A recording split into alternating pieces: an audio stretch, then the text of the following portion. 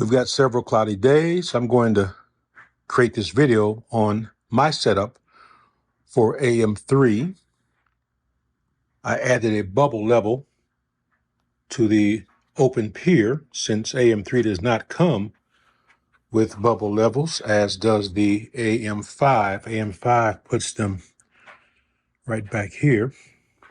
I mount my ASIair Plus to a mounting point that is on the saddle of AM3. I use a dovetail finder type adapter. I've got the ASIair Plus slid there. For polar alignment, I do not use ASIair polar alignment.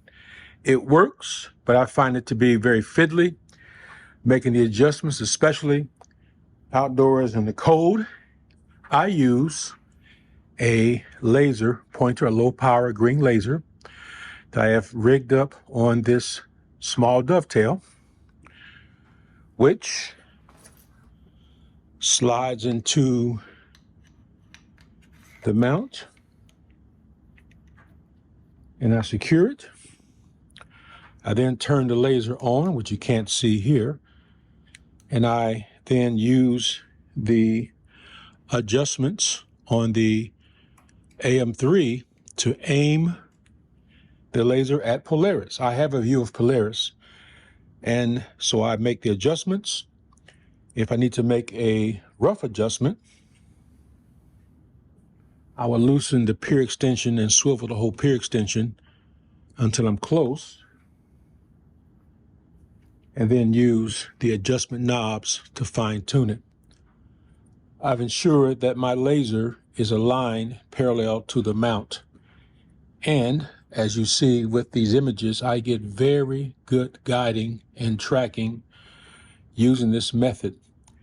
Whatever errors may be present from not getting perfect polar alignment, I find are compensated by the excellent guiding of AM3 and ASIair Plus software. And of course, I'm aware that when using a laser, make sure no airplanes are in view, which is easy to do.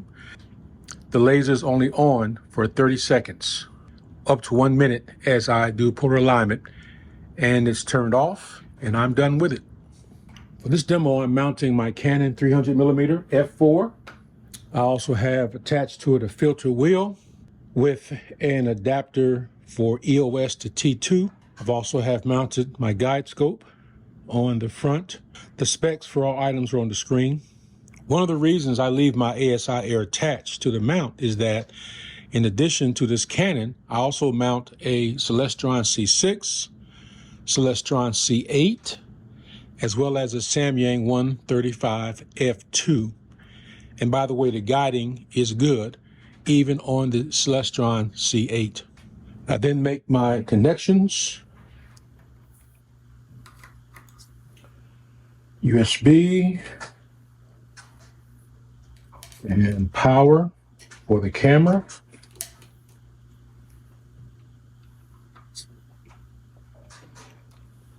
Also the guide camera are connected. The filter wheel gets its power and signal from USB out from the camera. And this is a ASI 533 MC Pro camera. For focusing the Canon, I have a Batson-off mask that I use. This tape is, I use the tape to hold the focus,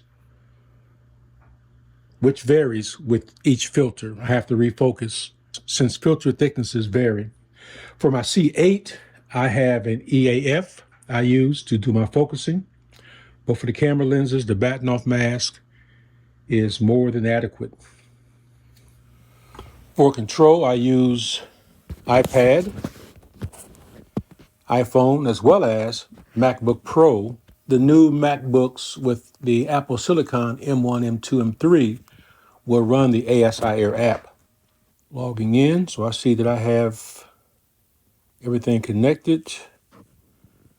I'm indoors, and so this is all simulation. Once I'm set, the first thing I do is sync to mount. So the data, location data, sync to the mount. What's good about even indoors is it's possible to do simulations. So it is about 8 p.m. Eastern Time. It's great to be able to use the Sky Atlas to simulate targets for a given evening. It is 8 p.m. Eastern Time, and tonight's best targets are here. I'm going to, and since this is my Canon 300 millimeter, Andromeda is a good target. So I'm going to slew. And of course, this is all simulation. I'm watching the cables and making sure nothing's going to bind up. And so it will not center because I'm not actually taking a picture. So there is Andromeda framed up, which that's a pretty good framing. And again, because I'm not plate solving, there is no auto centering. So I can check other targets and see what targets are available. From where I live, I cannot see east because my house is in the way. So I have to image targets looking west, south, and north, or straight up. All right, here is NGC 1499. Let's see what it looks like. Check the slewing. Watching the cables.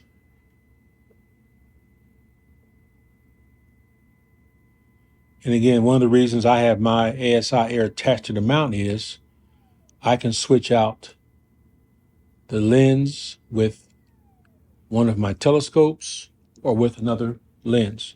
All right, and I'll stop that because there's no plate solving. And there's the view, California Nebula looks like. Another nice feature with having the filter wheel is the ability to choose which filter to image. So for this nebula, I want to go narrowband. So I would choose, I like to use SV Bony, SV220, dual narrowband. Select that. I can take a test image, or I can go straight into the auto run or plan mode, and in which I could then choose the filter I want to use, narrowband, and choose my timing and all that. So we're all aware of that. So having a filter wheel on this Canon lens is brilliant, and it works wonderfully. Of course, I'm not doing any guiding here. I would obviously calibrate the guiding before imaging. One of the great features of the MacBook Pro, the new ones with the Apple Silicon M1, M2, M3 chips, is the ability to run iPad and iPhone apps. Go to Wi-Fi, I'm going to choose the ASIair network. Then go to ASIair. And I began this session on the iPad, and I've got a simultaneous session now going on the MacBook. So it's interesting that ASIair supports multiple instances. So I am in ASIair app. I'm going to go back to preview and go back to Sky Atlas and look for another target. Let's go for, here's Crab Nebula, which will likely be too small for my Canon, but let's see to that location, see how low it goes. Not too low. All right, and there it is, of course, very, very small. So way too small for this Canon lens. But one good feature about simulations is I can change the focal length. I'm going to go I'm going to simulate my Celestron C8 with the 0.63 reducer, which for me brings me to about 1280 millimeters. And you can see now I'm simulating the view using the Celestron C8. So it's nice to be able to simulate different focal lengths when previewing targets. Let me go to a different target using that same focal length. Again, this is my Celestron C8 focal length. Let's try M82, which is low on the horizon, the northern horizon. See how low it is this time of day. And again, even though I'm showing the Canon camera, I am simulating the focal length for Celestron C8. Another advantage of using a laptop, even though my Wi-Fi down is connected to ASIair, if I use my phone to tether to the laptop, I have internet connectivity. So I'll be able to surf the web and everything while staying connected. So the Wi-Fi connection goes to ASIair, and the tether to my iPhone will give me internet service, which is a great feature. So that's why using the laptop is great wirelessly. And again, a feature only supported by the newer MacBooks, not the Intel versions. So I conclude every session with AM3 by sending it home because there is no clutch to disengage. So it's essential to send the mount to the home position before turning it off. So this is a quick overview of my workflow with AM3 and my various rigs. One great thing about this hobby is that there's not one way to do it.